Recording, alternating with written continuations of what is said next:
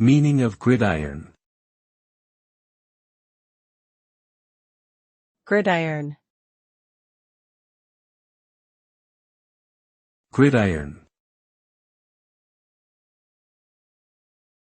Gridiron. Gridiron. The term gridiron refers to a rectangular field marked with parallel lines that are used for playing American football. The field is divided into smaller sections called yards and end zones, and players move the ball towards the opponent's end zone to score points. The game is played by two teams, each with 11 players on the field.